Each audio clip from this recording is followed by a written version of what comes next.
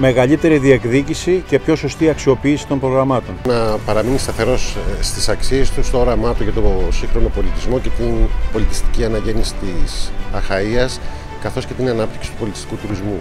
Αυτό που θα ζητούσα στον Θόδωρο Λουλούδη είναι η ανάπτυξη της επιχειρηματικότητας στον τομέα της υγείας στον τόπο μας.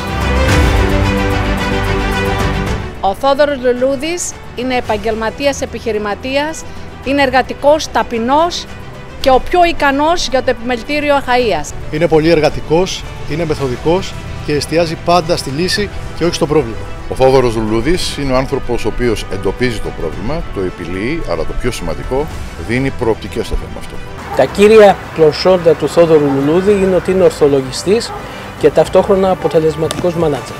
3 λέξεις μόνο: δημιουργικότητα, αποτελεσματικότητα και γνώση των προβλημάτων του τόπου. Καλή επιτυχία. Είναι διορατικός, δημιούργησε έναν αγώνα δρόμου, το Διεθνή Μαραθώνιο Πάτρας, και τον προσέφερε στην πόλη μας, στον απλό αθλούμενο, στο δρομικό κίνημα.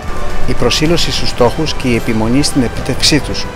Το επιμελητήριο χρειάζεται νοικοκυριό. Και ο Θοδωρής, αν μη τι άλλο, είναι νοικοκύρης.